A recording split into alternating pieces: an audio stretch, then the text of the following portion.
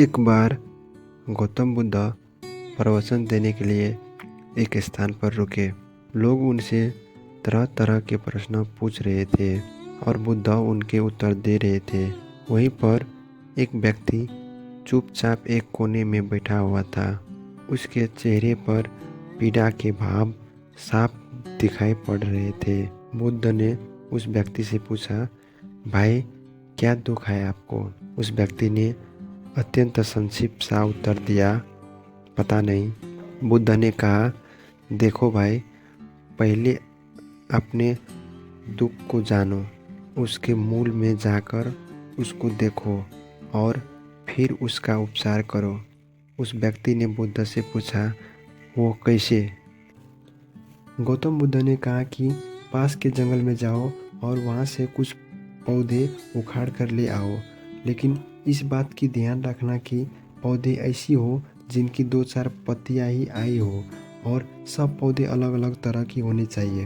वो व्यक्ति जंगल में गया और बुद्ध के निर्देशानुसार पौधे उखाड़ लाया।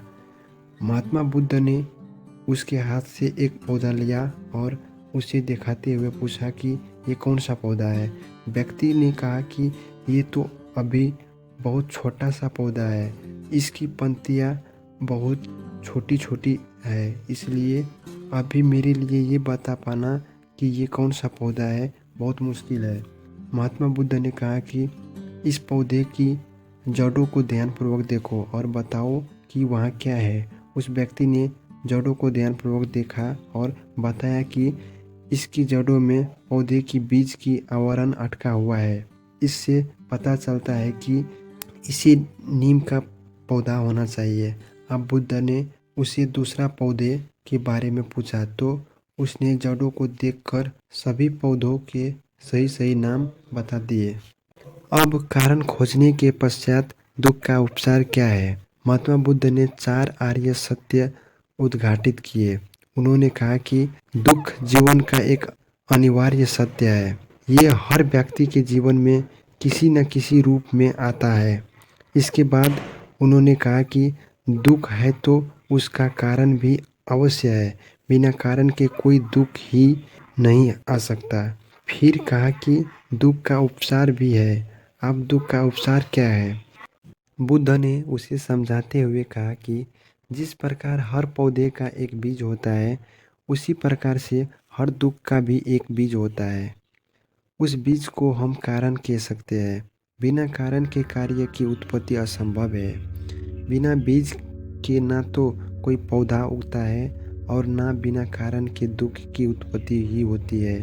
दुख के बीज या कारण को पहचान कर ही हम उसे दूर करने का उपाय कर सकते हैं। आधुनिक चिकित्सा पद्धति में भी किसी व्याधि की चिकित्सा करने के लिए रोग का समुचित निदान अनिवार्य है। रोग का सही कारण और व्याधि का सही स्वरूप जानने बिना उपचार करना हवा में तीर चलाना समान है। पीड़ा चाहे शारीरिक हो अथवा मानसिक, उसके मूल को खोजना अनिवार्य है। बुद्ध ने कहा कि सम्यक मार्ग ही वास्तविक उपचार है। यही बुद्ध का दर्शन है।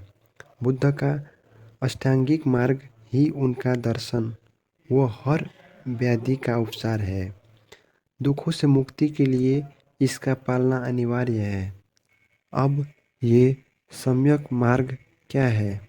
जीवन के हर क्षेत्र में हर प्रकार की अति से बचकर बीच का रास्ता अपनाना ही बुद्ध का अष्टांगिक मार्ग अथवा सम्यक मार्ग है।